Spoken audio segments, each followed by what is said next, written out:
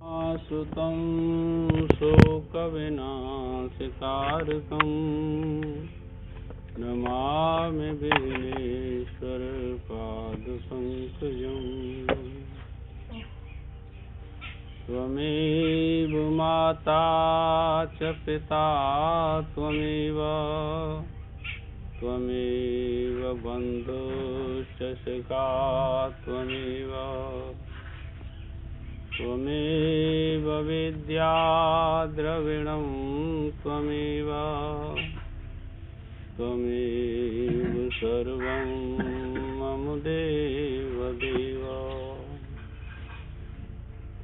श्रीहरिं परमानन्दमुपदेष्टारमीश्वरम्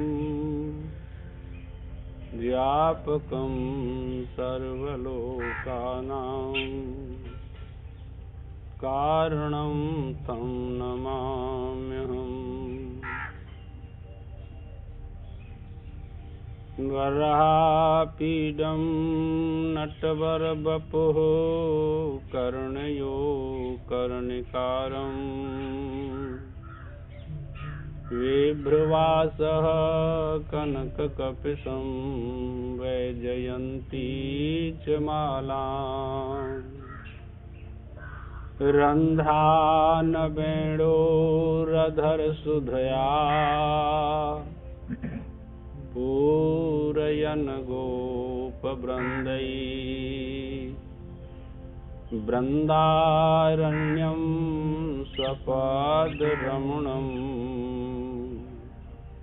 प्राविशद्गीतकीर्तिः। कर्पूरगौरं करुणावतारम् संसारसारं भुजगेन्द्रहारं सदा वसन्त्यं हृदयारविन्दे भवं भवानी सहितं नमामि। चैतन्यं सर्वगमं सर्वं सर्वभूतगुहाशयं यत् सर्वविषयातीतं तस्मै सर्वविदे नमः। गुरुर्ब्रह्मा गुरुर्विष्णु गुरुर्देवो महेश्वरा गुरुर्साक्षात् परं ब्रह्म तस्मै श्री गुरुवे नमः।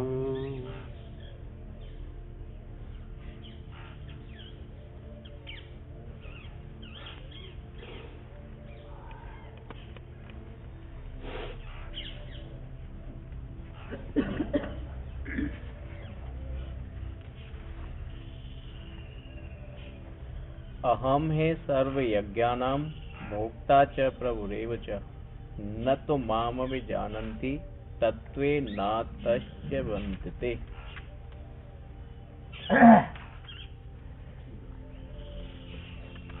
श्रौत और स्मार्त समस्त यज्ञों का देवता रूप से मैं ही भोक्ता हूँ और मैं ही स्वामी हूँ। यहाँ दो प्रकार की यज्ञों का वर्णन है, श्रौत और स्मार्त। श्रौत यज्ञ के अंतर्गत घी सामग्री आदि आते हैं और तुम जो ये दान करते हो ना, कोई कुछ भी दान करे, किसी भी काल में करे, किसी भी देश में करे, यह भी श्रौत यज्ञ के अंतर्गत आता है। तो भगवान कहते हैं कि यह जो दो प्रकार की यज्ञ हैं, चौथे अध्याय में 14 प्रकार की यज्ञों का वर्णन किया गया था। अब यहाँ क्या कहते हैं कि दो प्रकार की यज्ञ जो है वो मैं ही हूँ। और यह भी बात बताई थी कि यज्ञ का अर्थ क्या होता है, कि यज्ञ माने परमात्मा के, यज्ञ ही वही विष्णु, यज्ञ तो भगवान विष्णु ही है, विष्णु माने व्यापक है, ठीक है। अब इतना दृढ़ निश्चय किसको होगा कि जो कुछ भी आपने दान किया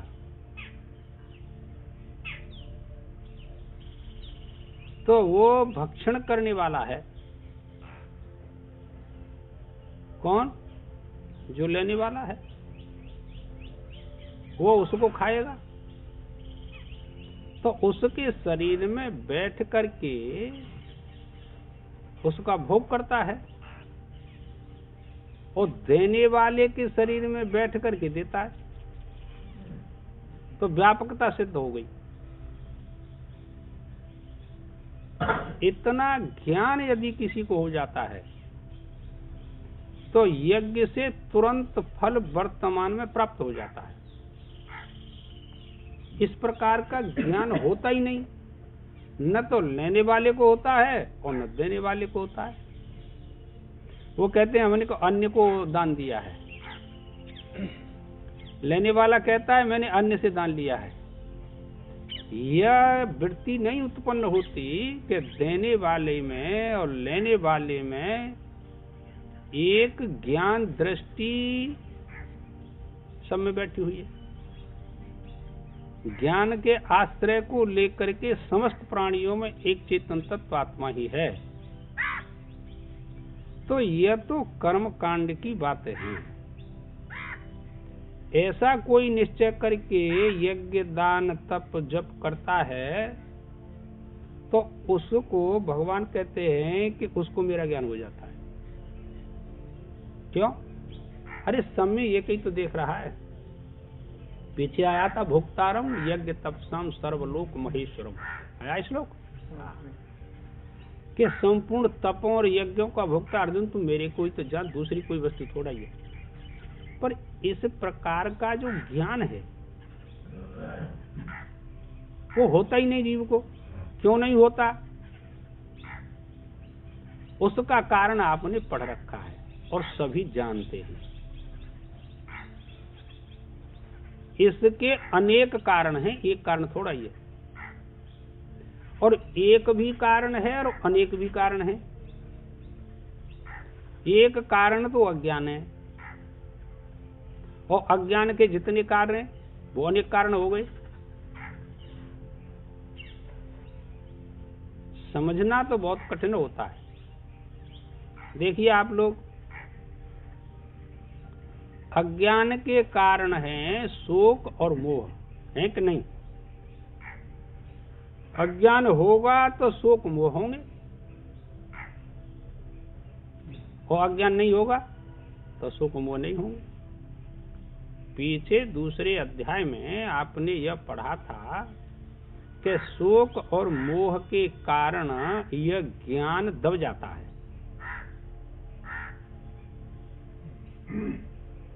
अब शोक और मोह की निवृत्ति यदि हो तो यह चेतन तत्व सब में दिखाई देने लगेगा।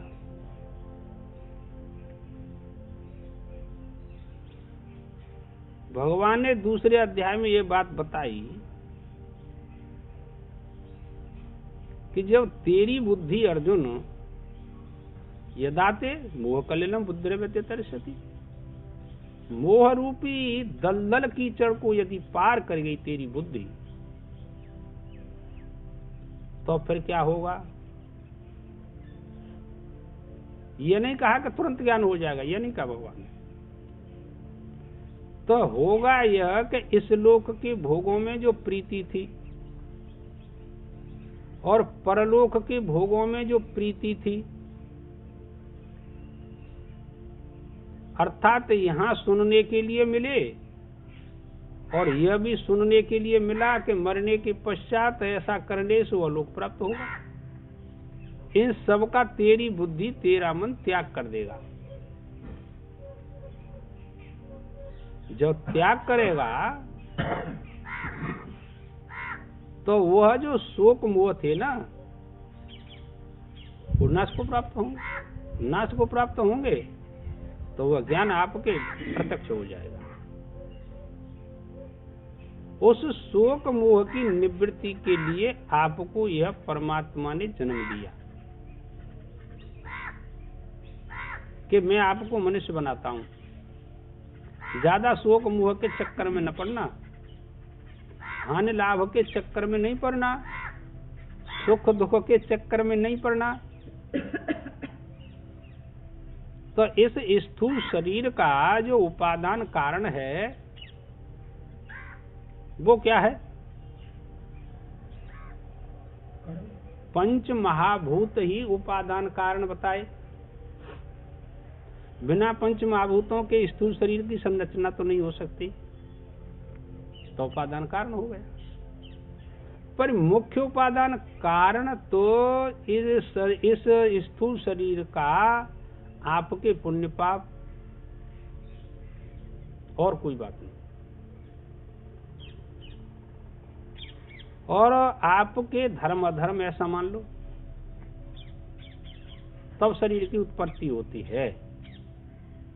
यानी ये कर्म ही उपादान, संस्कार ही उपादान कारण बन करके शरीर की संरचना करते हैं।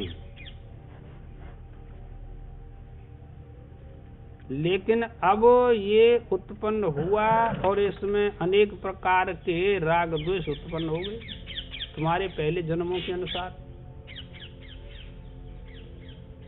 उसी के अनुसार प्रेरणा होती है, पीछे आ चुका है। यह सदृशम चेष्टते स्वस्या प्रकृति ज्ञानवान।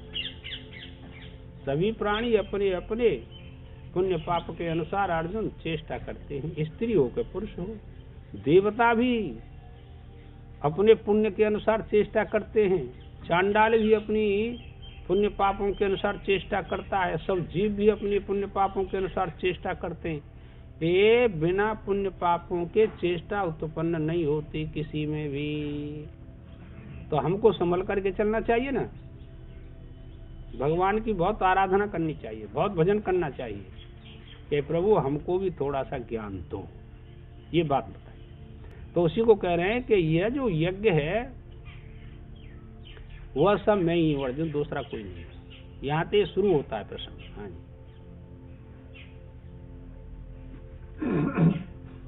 मैं ही सब यज्ञों का स्वामी हूँ। यह बात अधियज्ञो अहमेवात्र इस श्लोक में भी कही गई है। हाँ। परंतु वे अज्ञानी इस प्रकार यथार्थ तत्व से मुझे नहीं जानते। यथार्थ तत्व से जान ले कोई, अधियज्ञ अद्भुत अधिदैव सब वही तो बना है, कोई दूसरा थोड़े बना है। पर ये अंतिम ज्ञान है। इससे पहले बहुत तप करना पड़ेगा, तब यहाँ तक आपकी बुद्धि वृत्ति पहुंचेगी। ये तात्पर्य। वेदांत प्रक्रिया के अनुसार, वैदिक ज्ञान के अनुसार जितना यह मर्त्यलोक है ना, यह सब कल्पना मात्र है। और कल्पना माने संकल्प मात्र, मिथ्या है। अब दूसरी तरह से समझो कि यह उपाधि है। जो भी उपाधि होती है वह सब कल्पित होती है। शास्त्र में उपाधि का लक्षण क्या बताया? जितने देश में आप हो अपने से अलग कर देंगे। हाँ, उपाधि का लक्षण शास्त्र के अनुसार यह बताया गया। उपहित वस्तु के समीप स्थित होकर के उपाधि अपने गुण धर्मों को उसमें आरोपित कर दे, उसका नाम उपाधि। अब हम देखते हैं कि जो दृश्य वर्ग है इन नेत्रों की दृष्टि गोचर है। ध्यान करना ठीक सावधानी से। जो दिखाई दे रहा है इन नेत्रों से वो उपाधि है।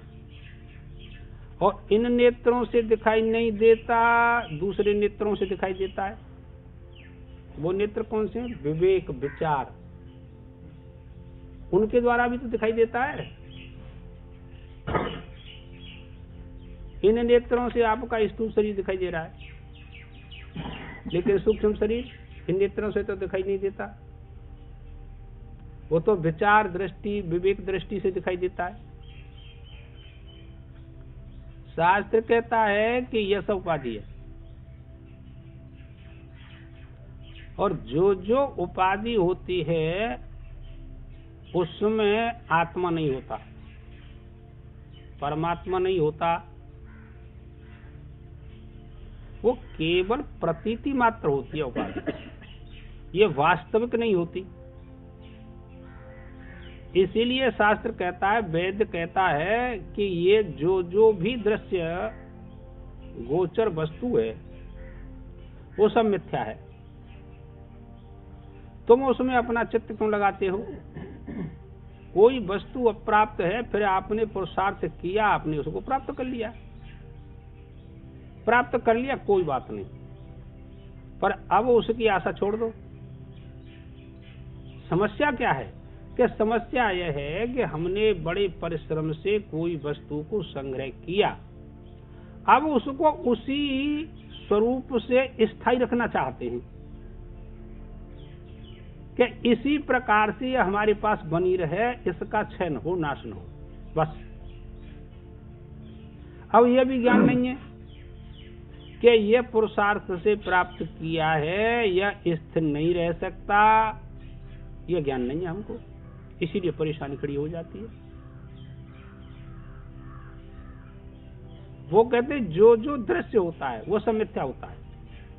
यदि विचार है, विवेक है, तो अब आप देख सकते हैं कि ये दृश्य क्या वस्तु है, मिथ्या है कि सत्य। यह तो उपाधि के अंतर्गत आ गया, यह लोक भी उपाधि के अंतर्गत आ गया, और इससे मर करके जाएगा ना, जिस लोक में जाएगा अपने कर्मों के अनुसार, वो भी मिथ्या ही है। आत्मज्ञानी का भी शरीर छूटता है और अज्ञानी का भी शरीर छूटता है, शरीर दोनों का छूटेगा, पर गति जो है वो भिन्न भिन्न होती है, एक जैसी गति नहीं होती। किसी को देवता लेने आएंगे, किसी को यमदूत लेने आएंगे, किसी को चंद्रलोक में जाना पड़ेगा, किसी को अन्य लोकों में जाना पड़ेगा। तो कर्मों के अनुसार भिन्न भिन्न गति हुई कि नहीं? ये है अज्ञान की दृष्टि। तो हमको तो इस संसार से उपराम होना है किसी प्रकार से, वह ज्ञान हमको संचय करना, बस, और कोई बात नहीं। उसी के लिए मनुष्य शरीर मिला, उसके लिए आप प्रयत्न नहीं करते, संसार की वस्तुओं के लिए प्रयत्न करते हैं, इसीलिए फंस जाते हैं, वह ज्ञान होता ही नहीं। ये जितना दृश्य वर्ग है, मन उसी में जाता है। निरालंबन होने के लिए कोई आधार मिलता ही नहीं, विचार करके देखें। निरालंबन के लिए 20 साल है गई, निरालंब के लिए ही तो ये ज्ञान तेने संचय किया। अब यूँ कह रहा सुनो कि कोई ऐसा मिलता ही नहीं साधन के निरालंब हो जाए, मैंने बोलो और जय पढ़ रहे हैं। अब विवेक को तो नाम ही ना हो, तो कैसे कहने विवेक आलम्बन है कि नहीं? विवेक से तो होता है, हम जो कह रहे हैं विवेक आलम्बन है कि नहीं विवेक, फिर उसका आश्रय क्यों नहीं लेते आप लोग? उसके आश्रय में स्थिरता नहीं रहती। स्थिरता इसीलिए नहीं कि अभ्यास नहीं, इतनी सब जान गए, अभ्यास से स्थिरता आती है, ये तात्पर्य, और कोई बात नहीं। श्रवण के बाद मनन और निधिध्यासन लिखा शास्त्र ने क्यों लिख दिया? क्या अभ्यास करना चाहिए? भगवान ने इसी गीता अभ्यास योग युक्तेन चेतसा नान्यगामना, ऐसा किया आपने? तुम बताओ, 2 घंटा कभी यहाँ से जाकर के आप बैठे हो तो हमें बताओ विचार दृष्टि, आज तक नहीं, 10-20 मिनट, घंटा, आध घंटा मुश्किल थे, तो फिर अभ्यास कहाँ से होगा बताइए आप लोग? अभ्यास नहीं हो सकता। संसार की प्राथमिकता बुद्धि में ऐड कर रखी है। अभी बताया था, शोक मोह जब तक रहेंगे तब तक आप संसारी रहेंगे। शोक मोह ने उस ज्ञान को दबा रखा है, लाना हम क्या करें? और शोक मोह को ये जीवात्मा छोड़ना नहीं चाहता और सुखी होना चाहता है संसार के पदार्थों से। यही एक विडंबना है और कुछ ना। और आप इस बात को भी जानते हैं कि ये शोक मोह परेशान करता है हमें।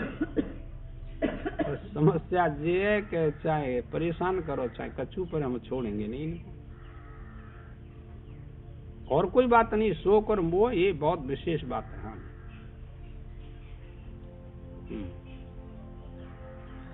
परंतु वे अज्ञानी इस प्रकार यथार्थ तत्व से मुझे नहीं जानते, अतः अविधि पूर्वक पूजन करके वे यज्ञ के असली फल से गिर जाते हैं। हाँ। अर्थात उनका पतन हो जाता है। देवताओं के पूजन करने से फल सिद्धि संसार की शीघ्र प्राप्त हो जाती है, पर वह आत्मज्ञान से वंचित रह जाते हैं। उनको परमात्मा नहीं मिलता। फल तो मिल जाएगा, किसी देवता को आश्रय बना करके उसका आपने भजन किया, ध्यान किया, चिंतन किया, सेवा किया, तो फल देने में बिल्कुल सक्सेस हो जाता, शीघ्र फल मिलेगा, शीघ्र प्रसन्न हो जाता है देवता।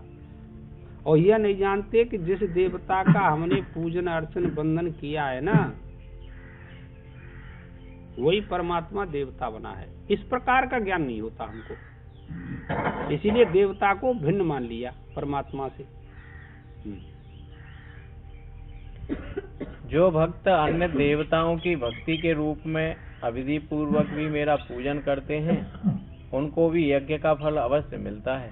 ओ, यज्ञ का फल तो मिलेगा ही, जैसा यज्ञ किया है इसी प्रकार का फल मिलेगा उसे। कैसे? सो कहा जाता है, यान्ति देवव्रता देवान् पितरन् यान्ति पितृव्रता भूतान यान्ति भूतेज्या यान्ति मद्या जिनोपिमाम। जिनका नियम और भक्ति देवों के लिए ही है। नियम भक्ति सारा जीवन उसी देवता के लिए है और किसी के लिए नहीं। इसीलिए तो सिद्धि हो जाती है, और कोई बात नहीं लगती। वे देवोपासक गण देवों को प्राप्त होते हैं।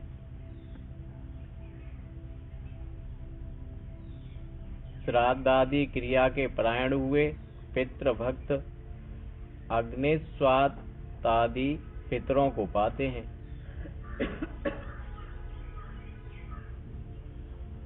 भूतों की पूजा करने वाले विनायक, षोडश मातृकागण और चतुर्भग्नि आदि भूत गणों को पाते हैं। भूत गणों के नाम बताए दे और उनकी जाति बताई दे, समझे? इनमें भी जाति होती है, भूतों में जाति होती है, जैसे तुम्हारी जाति होती है ना, इस प्रकार इनमें भी होती है। ये भूत स्वतंत्र नहीं रहते भाई, तुम जो जान रहे हो कि स्वतंत्रता से और घूमे संसार में, स्वतंत्रता से यदि घूमने लगे ये, तो तुम्हारी जिनकी अगर एक सेकंड कचून चलेगी, सबको मार देंगे। शास्त्री बात बताए ना, इसीलिए ये पराधीन रहते हैं। जैसे तुम्हारा राजा होता है इसी प्रकार इनका राजा होता है। ये बिना पूछे बिना आज्ञा के किसी के पास नहीं जाते, और चले जाते हैं ना तो उसको दंड दिया जाता है। ऐसे नहीं समझना आप लोग, अनुशासन में रहते हैं। अनुशासन हो तो तुम रोटी भी नहीं खा सकते बाबूजी इनसे। हाँ, आपको भोजन नहीं करने देंगे ये, इतनी ताकत हो क्या? हाँ, आज्ञा लेकर के आते हैं। वो बात फिर अलग की है, पर आते अपने आज्ञा लेकर के, ऐसे थोड़ा ही विशेष पाप होते हैं तब ऐसा होता है।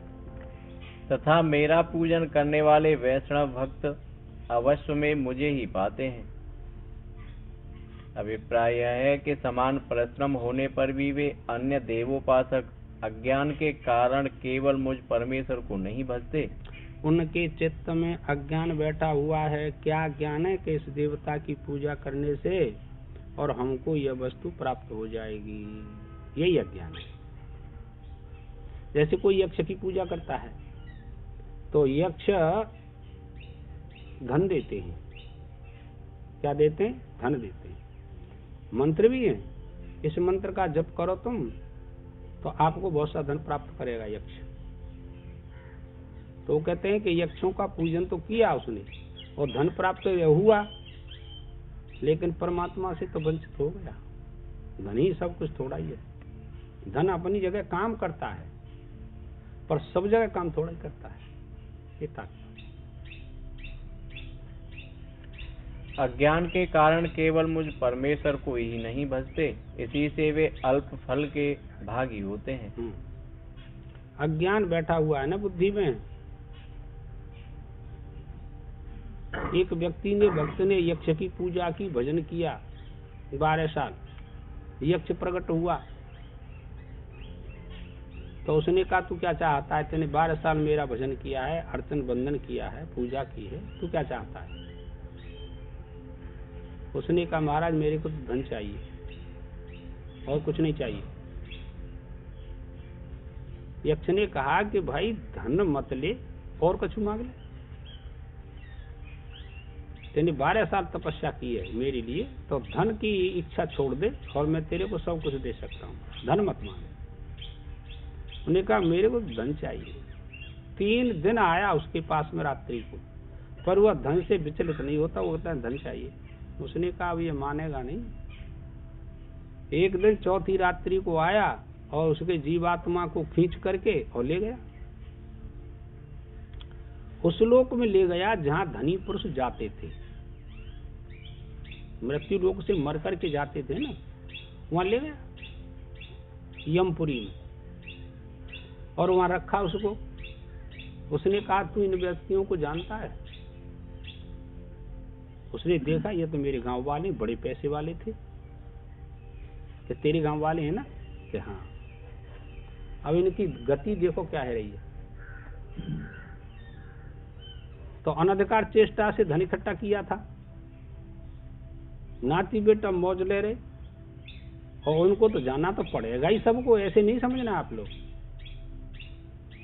अब वो गया, देखा तो उनकी दुर्गति हो रही थी, चिल्ला रहे थे, बड़ी मार पड़ती थी।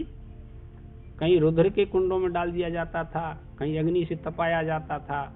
बेचारे चिल्लाते थे कि भाई देखते ये धनी व्यक्ति है ना, बहुत बड़े पैसे वाले थे, किसी को एक गिलास पानी भी तो नहीं दिया।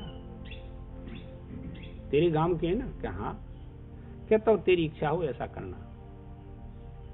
वो घबरा गया कि ओफो, ऐसी गति यदि मेरी हुई तो मुझको अब नहीं चाहिए। वो निश्चय कर लिया और ला करके उसके शरीर में स्थापित कर दिया। उसने स्थापित किया।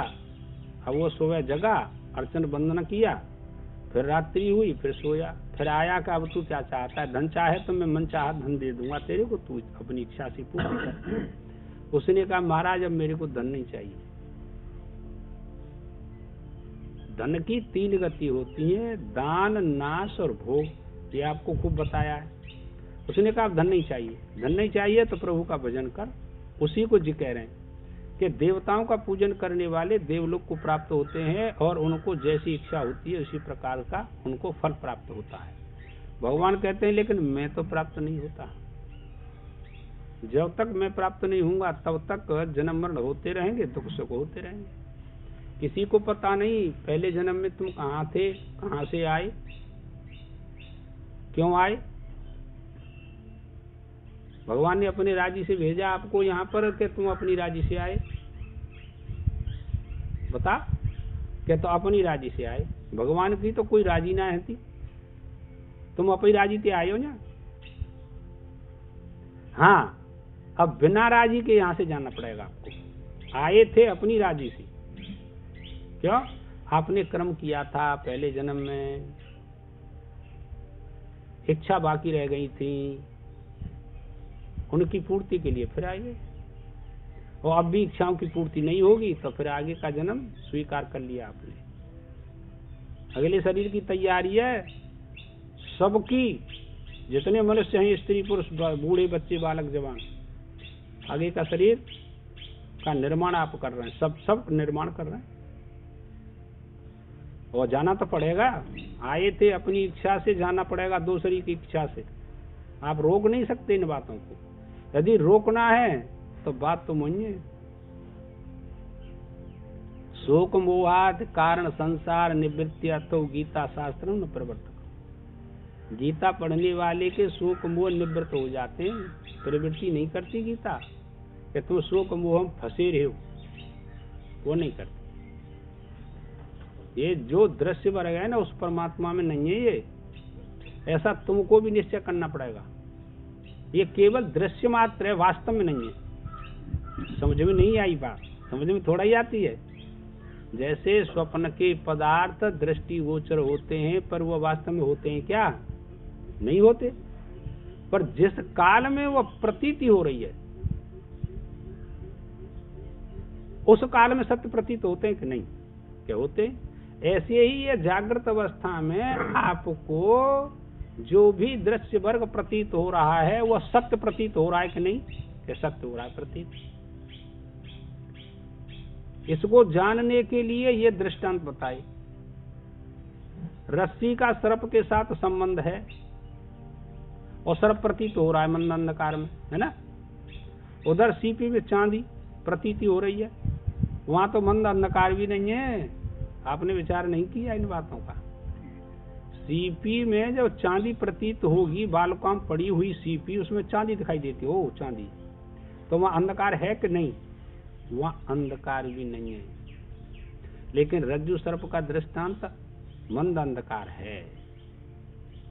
और ठूंठ में यदि भूत दिखाई देने लगा रात्रि को मंद अंधकार में, तो उस ठूंठ का भूत के साथ संबंध है कि नहीं?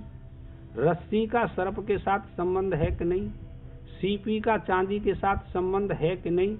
अब कैसा संबंध है, कौन सा संबंध है? ऐसे ही यह जो दृश्य वर्ग आपको प्रतीत हो रहा है, कहा दृश्य वर्ग है कि यह शरीर प्रतीत हो रहा है कि मैं शरीर हूं, उस आत्म तत्व में उसी प्रकार से प्रतिभाषित हो रहा है। जैसे सीपी में चांदी, रज्जू का सर्प के साथ संबंध है कि नहीं? क्या समस्या इसी बात की है कि संबंध है तो नहीं रस्सी का सर्प के साथ में, पर जबरन है रही है का संबंध है। कोई बलात् से संबंध स्थापित करता है हमारी बुद्धि में, हमारे मन में, कि संबंध है, इनसे मेरा संबंध है। अरे संबंध होता तो फिर कभी निवृत्त नहीं होता। प्रकाश लगाया रस्सी पर, सर्प भाग गया। कहां संबंध है? संबंध नहीं है। इसी को शोक मोह कहते हैं कि संबंध है, और ये बिना विचार के जाएगा नहीं। सुबह दिशा में तक कितना भी आप कर्म करते रहे, ये तो विचारते जाएगा, वैसे नहीं जाने वाला। उसी को कह रहे हैं। रज्जु सर्प जो भ्रांति है और मत्स्य जल, ये कुछ भेद है क्या भ्रांति में? भ्रांति कोई भ्रांति दोनों जगह है कि नहीं? भ्रांति शब्द तो सबके साथ में है, बस छोटी हो गई, अध्यास हो गया, अध्यास हो गया लाला। ले जा मुझे ले जा बेटा। मेरे भक्तों को केवल अपना वृत्ति रूप अनंत फल मिलता है, इतना ही नहीं, अनंत फल मिलता है। पुनरावृत्ति। अनंत फल क्या होता है? जन्म मरण से रहित हो जाता है। भगवान कहते हैं अर्जुन, जो मेरा भजन करता है, ज्ञान प्राप्त करता है, भक्ति करता है ना, मेरे लिए समर्पण कर दिया है। जिसने अपना जीवन मदगत प्राणों की भी परवाह नहीं करता, मेरे समर्पण कर दिया है, उसको अनंत फल मिलता है। क्या अनंत फल है? जिसका अंत नहीं होता, कभी आदि नहीं होता, तो अंत कहां से होगा इस ज्ञान का? उस परमात्मा का, वो परमात्मा मिलता है। अनंत फल परमात्मा है लाला। इतना ही नहीं, किंतु मेरी आराधना भी सुखपूर्वक की जा सकती है। हाँ, भगवान कैसे प्रसन्न हो? क्या भगवान को धन की आवश्यकता है कि बहुत सा धन समर्पण करूं तो प्रसन्न होगा? कि नहीं, भगवान को धन की तो कोई आवश्यकता ही नहीं। तो फिर किसकी आवश्यकता है? कि घर वालों को समर्पण कर दो तो प्रसन्न हो जाएगा? कि नहीं, उसको कोई मतलब। तो समर्पण भाव से परमात्मा प्रसन्न होता है। समर्पण भाव दो प्रकार का होता है, एक बहिरंग दृष्टि वाला स्थूल होता है और एक अंतरंग दृष्टि वाला सूक्ष्म समर्पण होता है। दोनों प्रकार के समर्पणों को आप जान करके समर्पण भाव लाएंगे परमात्मा में तो वो प्रसन्न हो जाता है। पिता उसी को बताते हैं कि कौन सा समर्पण है, किससे भगवान प्रसन्न होते हैं। भगवान को प्रसन्न करने के लिए कोई भी उपासना हो, कोई भी कर्म हो, उसमें एक बात रहती है, देखो बताते हैं। कैसे सो कहते हैं, पत्रम पुष्पम फलम तोयम यो मे भक्त्या प्रयच्छति तदहम भक्तो प्रहृतमस्नान प्रयतात्मनः। जो भक्त मुझे पत्र पुष्प फल और जल आदि कुछ भी वस्तु भक्ति पूर्वक देता है, उस प्रयतात्मा शुद्ध बुद्धि भक्त के द्वारा भक्ति पूर्वक अर्पण किए हुए वे पत्र पुष्प आदि में स्वयं खाता हूँ, अर्थात ग्रहण करता हूँ। अब कनिष्ठ से लेकर के उत्तम तक ये बात बताई दी। अपने मन को, अपनी बुद्धि को, अपनी इंद्रियों को यदि आपको शुद्ध करना है तो भगवान के लिए चाहे किसी का पत्ता हो, किसी का फूल हो और कोई फल हो और चाहे जल हो, कछु न हो तो जल तो हो ही। एक लोटा लेके महादेव के मंदिर में चढ़ाए दो, ठाकुर जी नवाज दो, पर प्रसन्न हो जाएगा। कहाँ प्रसन्न हो जाएगा। पर एक शर्त रखी भगवान ने, शास्त्र ने एक शर्त रखी कि निष्काम प्रेम होना चाहिए तो मैं प्रसन्न हो जाऊंगा। और उसके बदले में पत्ता फूल फल जल के बदले में आपने स्त्री पुत्र धन वैभव पद प्रतिष्ठा मांगी, भगवान कहते हैं तो फिर तो संसार ही है। फल तो मैं दे दूंगा उसे, पर अपने को नहीं दूंगा, फिर वो ज्ञान नहीं दूंगा मैं उसे। और कोई बात नहीं, केवल निष्काम प्रेम से किया हुआ कोई वस्तु समर्पण भगवान के, भगवान उसी से प्रसन्न होते हैं। वस्तु वही रहती है पर भाव का परिवर्तन हो गया, एक सकाम और एक निष्काम, बस और कोई बात नहीं। क्योंकि यह बात है इसलिए यत करोसि यद अस्नासि यद जुहोस ददास यत तपस्यस कौन्तेय तत् कुरुष मदर्पणम। हे कुंती पुत्र, तू जो कुछ भी स्वतः प्राप्त कर्म करता है। स्वतः प्राप्त का क्या अर्थ हुआ? ब्राह्मण क्षत्रिय वैश्य शूद्र अपने कर्मों के अनुसार इस वर्ण व्यवस्था में आपको शरीर प्राप्त हुआ तो स्वतः प्राप्त है। ब्राह्मण के कर्म बताए 6 मनुष्य मृत्यु में, है ना। ऐसे ही इसमें आगे आएंगे 17वें अध्याय में क्षत्रिय के भी कर्म बताए और वैश्य के भी कर्म बताए, शूद्र के भी बताए। तो वो स्वाभाविक प्राप्त हुए हैं, आपके स्वभाव के अनुसार प्राप्त हुए हैं। क्यों? शरीर भी तो आपके कर्मों के अनुसार प्राप्त हुआ और स्वतः प्राप्त कर्म के अनुसार अपनी जीवनचर्या चलाइए आप लोग। और जो भी कर्म किया वो भगवान को समर्पण कर दो। पूरे दिन कमाया तो शाम को बैठ करके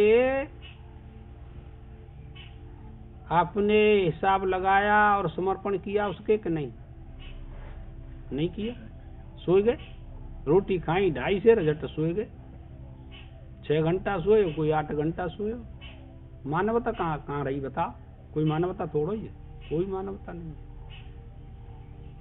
भगवान कहते हैं वर्ण व्यवस्था के अनुसार जो भी कर्म तेरे को करने के लिए परमात्मा ने दिया उसको भगवान के समर्पण होकर के कर्म कर। यद करोसी, जो कुछ भी करता है, चाहे यज्ञ करे, चाहे दान करे, चाहे जप करे, चाहे ध्यान करे, वो सब भगवान के समर्पण कर।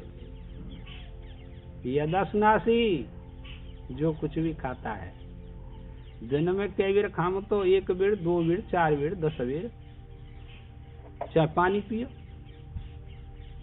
एक मंत्र रट लो कोई सा, समझे, 1 गिलास मुख में डालो और बोल दे ओम नमः शिवाय स्वाहा, ओम नमो भगवते वासुदेवाय स्वाहा, रामाय स्वाहा, कोई मंत्र हो, प्रत्येक गिलास पर मुख में डालने पर उसको आप बोलते जाएं।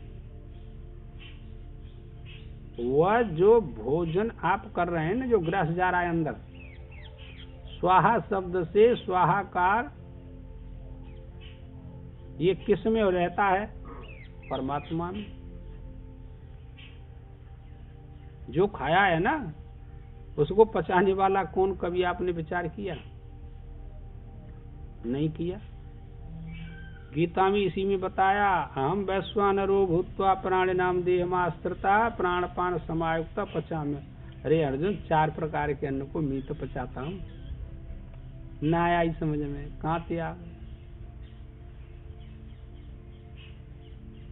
मंत्र एक आता है स्वाहा सुधाकार। स्वाहा सुधाकार जिसके घर में न हुआ हो, ब्राह्मणों के पाद प्रक्षालन से कीच नहीं हुई हो हाथ धोने से, वह घर शमशान के तुल्य होता है। शमशान तुल्यान ग्रहण मंत्र है। तो वो कहते हैं कि जो कुछ भी खाता है, यद करोसी, जो कुछ भी कर्म करता है, यद अस्नासी, जो कुछ भी खाता है, यज्ञोस ददास्य, जो कुछ भी यज्ञ करता है और जो कुछ भी दान करता है, तो मेरे समर्पण क्यों नहीं करता? तो भगवान के समर्पण कब होगा? जब संसार का फल नहीं चाहेंगे तो वो वहीं चला जाएगा। जो कुछ भी दान यज्ञ किया तब किया, भगवान के समर्पण कर दो के मुझको नहीं चाहिए, आप चाहिए मेरे को। क्या कहेंगे? राजा बलि ने समर्पण कर दिया, भगवान विष्णु पहुंचे बटुक का रूप धारण करके, ब्रह्मचारी का रूप धारण करके, हाँ भाई हमन सुनाए तू दान देता है, हाँ प्रभु दान देता हूँ, तो दे सकता है कि तुम मांगो सो। अब भगवान ने ब्रह्मचारी का स्वरूप धारण किया तो कितना सुंदर था रूप, एक हाथ में कमंडल लगे रहो, एक हाथ में डंडा और बगल में छातो, और बस आराम से झोली परी भैया, खड़ाऊ पैरे भैया, पहुंच गए राजा बलि के पाताल लोक। बड़ा स्वागत सत्कार किया, देख करके ओ बड़ा प्रसन्न हुआ। राजा था ना, और उसके घरवाली और ज्यादा प्रसन्न है गई कि आज ऐसो ब्रह्मचारी आयो हमारे द्वार पे और मांगवे भिक्षा मांगवे आयो। बड़े दोनों प्रसन्न है गए, ओ धन्य हो गया। मन की मारा का चाहिए कछु के आए तो भैया मांगवे के काज है, तू दे न दे राजा। जिनके पहाड़ के बराबर पुण्य होते हैं वो प्रसन्न होते हैं कि घर पर कोई आएगो खाए भी बार और ले भी बार, नहीं तो फिटकार देता है, अरे जा चलो आए। महाराज मैं ऐसा तो सुनाऊं कि मैं मने कर दूं, तुम चाहो सो मांग लो। उसके चित्त में भगवान ने प्रवेश किया राजा बलि के, यानी कि जो कछु मांग लियो सो ले लो। कि भाई ऐसे मत कि मैं मांगूंगा सो कैसे दे देगा तू, तो वाह तुमने मांगे और ना ही कर दई तो अपकीर्ति है जाई सब लोगों में, ऐसा ना हुआ तुम्हें राजा, तुम कहीं चाहिए सो मांग ले। हो भगवान ने पक्के पे बैठाए लो कि कहूँ पिछाड़ा क्यों हट जाए। भगवान बड़े चालाक हैं, माने कि मांगो मांग ले। हाँ इतनी में शुक्राचार्य आए गए राजा बलि के गुरु, वन के का कह रो रे ये आयो मांगे भी काज ब्रह्मचारी है, मैं के जो कुछ मांगो सो मांगे जो सब दे दूंगा। गुरु की बात माने कि न माने, क्या माननी चाहिए क्या? तो जाए मन जे कच्छु और कोई आ जाए मांगे वह दे दियो सब कछु, पर जय मत दियो। राजा बलि चक्कर में पड़े हो कि अब गुरु की बात मानूं कि या मंगता की बात मानूं। अतिथि है, मांगे भी आयो, न दूंगो तो पाप लगे, और गुरु की ना माने तो पाप लगे। अब देखो कितनी समस्या खड़ी है ये। अब क्या करें? फिर विचार किया, जो भगवान की शरण होते हैं धर्म का निर्णय वही कर सकते हैं, सभी नहीं कर सकते, याद रख लो। राजा ने विचार किया कि गुरु की तो वो में आ सकती है, लोभ वृत्ति आएगी ये कि चेला गरीब न रह जाए, जब मन नहीं कर रहे। बात गुरु क्यों सही है अपनी जगह, पर ये तो संसार हो, सत्ता तो जामे के मांग भी आयो अतिथि वह सब दे दे, ये शास्त्री बात। क्या तो महाराज मांग लियो, क्या तले पानी ले आऊं मैं, और तुम संकल्प बोल दो कि मैं कमंडल में है तो पानी लियो, पानी भगवान कह रहे मैं कमंडल में तो ले पानी ले, कर संकल्प। शुक्राचार्य जी ने देखी गुरु जी ने क्या बना माने, बड़ो बवाल लग गो। सो सूक्ष्म सारी धारणा करे, ठेठी में लग गया, पानी ना निकल रहा। भगवान ने देखी कि चुबे कमंडल भर रहा पानी से, पानी की बूंदों ना निकल रही, जिका चक्कर हुआ। वहाँ कोसा बड़ी सो लेके कोसा डाई सो एक आंख बंद हट गए, पानी दे ले, संकल्प बोलो कि मैं ज्यादा ना ले रहा, संतोषी ब्राह्मण हूँ, ब्राह्मण को संतोष चाहिए, याद कर लो। एक आध गुण तो चाहिए ना, अरे जो मिल जाए ठीक है, न मिले कोई बात नहीं, उसमें चंचलता नहीं करनी चाहिए किसी को। 3 कदम 3 डग पृथ्वी दे दे, सो अब कहूँ झोंपड़ी डाल लूंगो, आनंद से भजन करूंगो, वो ज्यादा ही जरूरत ही ना है। राजा बलि ने कही भाई देखो महाराज, जे शर्म की बात तो न्यो ही में काज के 3 कदम में तुम्हें कहा दुए तो नो राज बड़ो है, लंबो चौड़ो, और 3 कदम मांगे तुमने, और कछु मांगत है राजे मांगत है तो मैं दे दें तो है, हीरा पन्ना मोती कछु मांगत है तो मैं ज्यादा से दें तो, और जाए दें तो वो शर्म लगी रही है।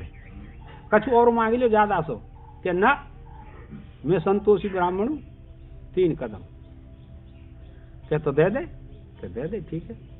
शुक्राचार्य जी ने कही अब दे दियो, कैसो देगो, तो 1 कदम ही झट में पहुंचेगो स्वर्गलोक में, 1 कदम पाताल में पहुंचेगो, और 3रे कदम का जगह धरी है कहाँ थे दी। अब तो नीचे को मुख लटक गो। दान करता यदि पूरा दान न दे तो थोड़ी शर्म तो बिगड़ते आई, समझे में।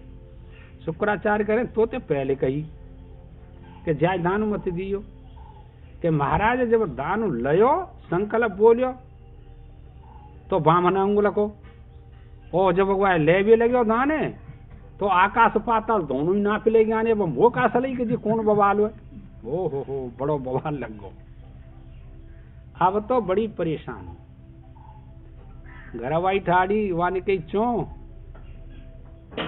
कि अब कहाँ थे 2-3 कदम, ये बुआ घबराए चु रहे हो,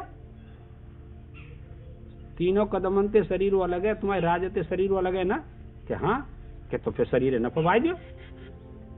ओ घरवाई ने हाथ मार दो, बिल्कुल ठीक बात करी, या तो नीचो मुंह करके लौट गए। राजा बलि के महाराज जल्दी होंगे शरीर है नाप ली, मस्तक पर पैर रखा, भगवान ने पातालपुरी का राज दे दिया। भगवान जैसे के सर पर पैर रखते हैं तो क्या उसको नरक जाना पड़ेगा, राज भले ही ले लो सबरो, कि भाई तैने पूरी बात करी, अब तू क्या चाहता है, अब तू वरदान मांग ले। वानी की मंगता पे कहा मांगूंगा,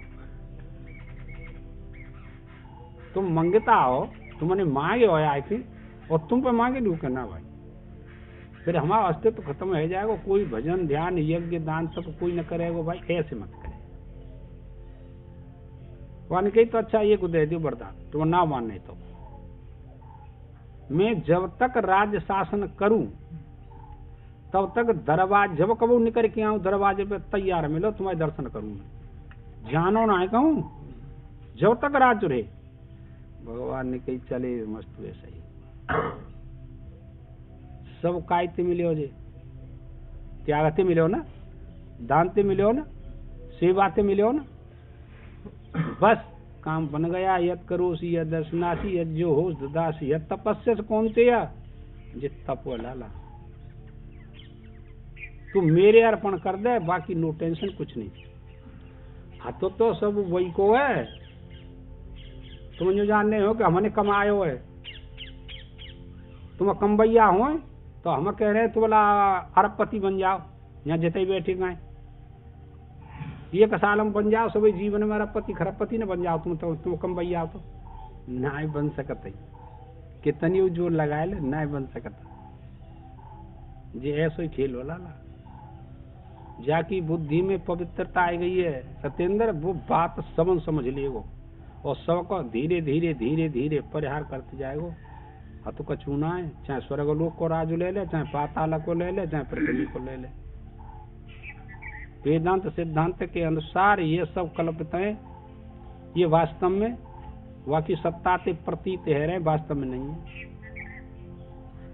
यही तो बात बताई कि रज्जू का सर्प से कोई संबंध है कि नहीं, क्या अज्ञान दृष्टि में संबंध है। और संबंध हो तो कौन सा संबंध हो जानी आप तक ना जानी, जान ले तो ना तो घर के बेघर कुछ नहीं, जानी कहाँ है, सुन लही है बस। सुनते तो रोज हो जे तुम्हारा पुरुषार्थ है वो प्रकट है जाएगा, प्रकट तो होगा पर ये ना कह सकता आज भी प्रकट है जाए। दक्षिण में एक पहाड़ हुआ है, वहां पे वृक्ष ना आता ही 12 साल के बाद वहां पे ऐसी औषधि है कि सब फूल खिल जाता है। और वर्षा हर साल होते है पर एक फूल ना खिलता वहां पे। 12 साल पूरी है जाएगी, वर्षा होगी जब सब खिल जाएगा पूरा पहाड़, फूलते दब जाते। तो टाइम तो गौ को है ना कि ऐसी औषधि है कि 12 साल के बाद ही फूल खिलेंगे वहां पे। ऐसी जिज्ञान है, कहूँ न कहूँ तो नंबर आ ही जाएगा। सुन रहे तो सुने वो करो, काम सही चल रहा, कोई परेशानी नहीं। तू मेरे अर्पण कर दे जो कुछ हुआ तो ऐसा।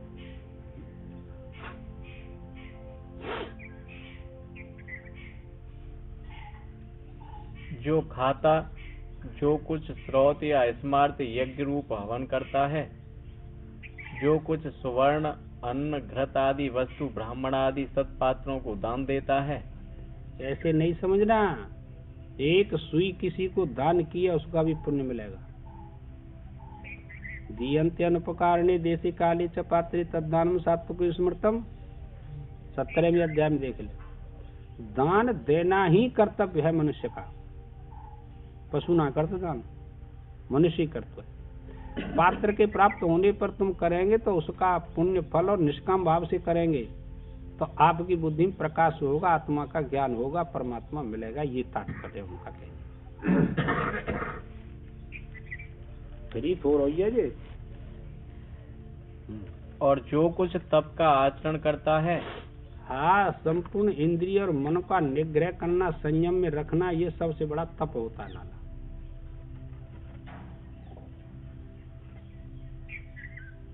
वह सब मेरे समर्पण कर। ऐसा करने से तुझे जो लाभ होगा वह सुन। अर्जुन कह रहा मैंने तो सबरो समर्पण कर दो, बाहर को समर्पण कर दिया, पत्ता फूल फल सब, यत कर्म जो कुछ कर्म किया, लेकिन अब तो अंतिम बारी है, मन को भी आपके चरणों में लगा दिया। भगवान आगे कहेंगे मय्ये व मना दस्त्वा मैं बुद्धि निवेशया, मन को मुझ में समर्पण कर दे, बुद्धि को मुझ में समर्पण कर दे। अपना मत रखे इसको कि ये मन मेरा है, ये बुद्धि मेरी है, इंद्रिया मेरी है, नहीं तो गड़बड़ हो जाएगा, फिर बस में नहीं होगी। मेरे समर्पण कर देगा तो मैं फिर देख लूंगा। ये शुभाशुभ फलैरेवं मोक्ष से कर्म बंधने, संन्यासी योग युक्तात्मा विमुक्तो माम पैश्यसि। इस प्रकार कर्मों को मेरे अर्पण करके तू शुभ अशुभ फल युक्त कर्म बंधन से, अर्थात अच्छा और बुरा जिसका फल है, दो ही फल मिलते हैं, अच्छे कर्म का अच्छा फल और बुरे कर्म का बुरा। अब तेने यद करो सी या दर्शना से, जो कुछ कर्म किया सब मेरे अर्पण कर दो। तो शुभ अशुभ संपूर्ण कर्म, फिर तेरे से अशुभ कर्म नहीं कराऊंगा मैं। ये बहुत विचारणीय है शास्त्र। जब भगवान के समर्पण आपने शुभ कर्मों को कर दिया, तो क्या भगवान आपसे अशुभ कर्म कराएगा?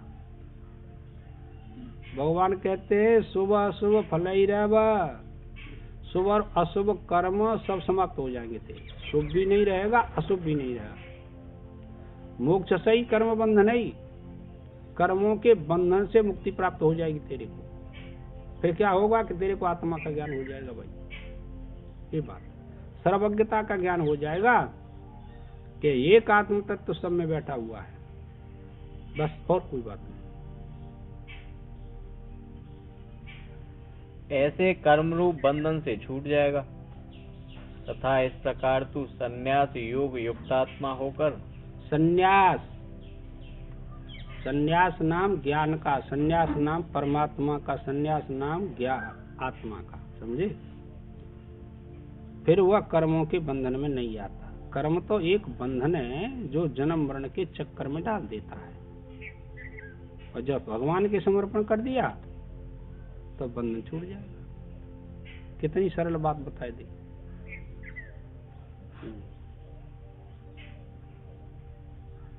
मेरे अर्पण करके कर्म किए जाने के कारण जो संन्यास है और कर्म रूप होने के कारण जो योग है, कर्म योग को योग कह दिया। उस संन्यास रूप योग से जिसका अंतःकरण युक्त है उसका नाम संन्यास योग युक्त आत्मा है। हाँ, संन्यास योग युक्त आत्मा है। इसको कर्म समर्पण करने से वह जो ज्ञान प्राप्त हुआ है ना, वही संन्यास योग युक्त आत्मा कहा जाता है। ऐसा होकर तू इस जीवित अवस्था में ही ऐसे अब चक्कर मत पर है। हमने तुमने का निश्चय कर रखी है, अरे अब कि ना अगले जन्म में कर लेंगे। क्यों? अब क्या परेशानी है रही है? क्या वो तो परेशानी है छोरा छोरी, तो अब अति ज्यादा फिर अगले जन्म में छोरा छोरी मिल जाएंगे। जो अब वो हो का है वही फिर वो है, का करे फिर अब तो ब्याह भयो पंडित जी, अब तो छोड़ना सके तो फिर क्या छोड़ दियोगे? अब तो पुण्य ज्यादा होंगे तो वो तो बढ़िया बालक और मिलेंगे, धन ज्यादा मिलेगा, फिर वही फंसे जाएंगे। क्या करे? ये विचार दृष्टि है, बाकी और कुछ नहीं है। जीवित अवस्था में ही कर्म बंधन से मुक्त होकर अब वही जो करना है सो तत्क्षण कर ले, फिर की बात न कहना। और बसे काल के गाल बावरे पल में करे चबेना, धर्म अर्थ और काम मोक्ष को मुट्ठी बांध पकड़ ले। आई समझ में? ऐसे नहीं समझा फिर को इंतजार तो और ही कोई करतो है, ज्यादा काकिब बाहर हो या फिर कल को देख लेंगे। आई समझ में? जब दान को नंबर आयो तो दान इतने टाइम तक हम करेंगे, दुष्टन ने कही, और झट दान बंद कर दो, दान बंद कर दो। झट कोई ज्यादा गरीब ब्राह्मण आएगा वाने की महाराज मुँह दे दो। दुष्टन ने कही भाई अब तो कल मिलेगा, आज ना है, अब तो टाइम पूरा है, वो कल ले आइयो। झट इतनी बात सुनी और भीम ने झट बम बजाई दी, बड़ो हंस्यो, बड़े डंका लगाए।